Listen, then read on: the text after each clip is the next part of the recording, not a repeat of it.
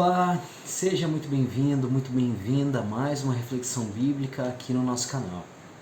Enquanto está uma chuvinha boa aqui fora, a nossa liturgia de hoje nos convida a refletir sobre dois textos muito provocadores.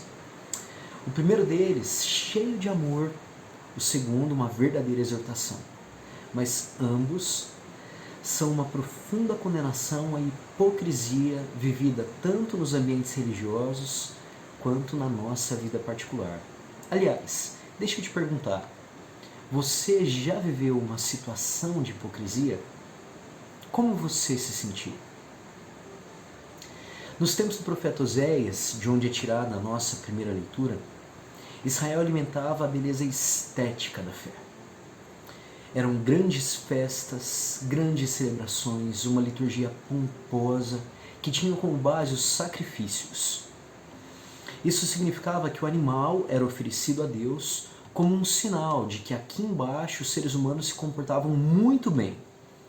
Por isso esperavam que Deus retribuísse esse bom comportamento enviando bênçãos em troca.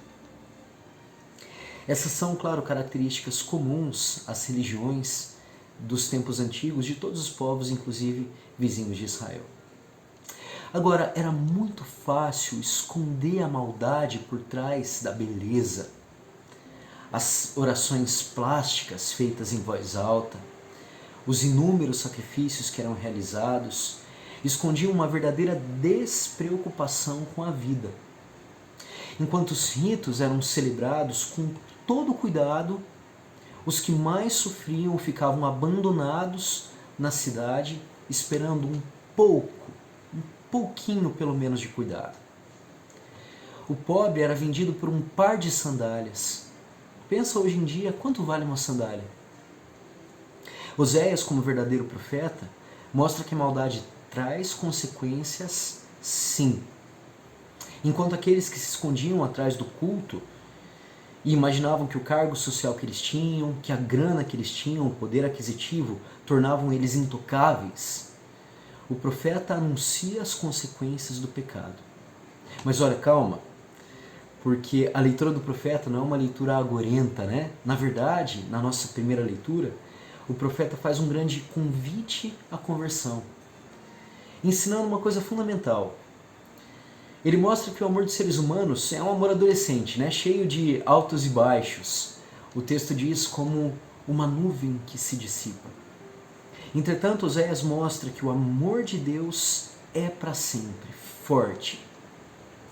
O amor de Deus não é afetado pelo que nós fazemos, porque ele nasce do próprio ser de Deus. Deus é amor.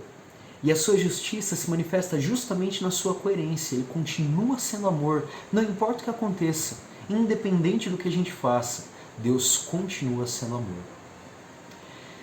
Por isso que nessa passagem nós encontramos um versículo muito especial, que na minha opinião sintetiza muito bem a pregação dos profetas, e um dos temas fundamentais de todo o Antigo Testamento. O texto diz: porque eu quero a misericórdia e não os sacrifícios, o conhecimento de Deus mais que os holocaustos. No hebraico, o termo que define misericórdia é representado por uma palavra que significa um amor forte, estável, que não tem aqueles altos e baixos. E no texto ela é colocada justamente em paralelo com o conhecimento de Deus. E olha, gente, esse conhecimento não é aqui da cabeça, não. Do intelecto, né? É um conhecimento que nasce do conhecer, envolvendo toda a vida, todo o corpo, todo o ser. O judeu tem disso, né? A sua visão antropológica, o ser humano é um todo integrado. Ou seja, conhecer significa entrar em intimidade com. Ela representa uma união tão íntima que ela é até usada como sinônimo da relação sexual. Lembram-se de Maria dizendo: como isso pode acontecer se eu não conheço nenhum homem?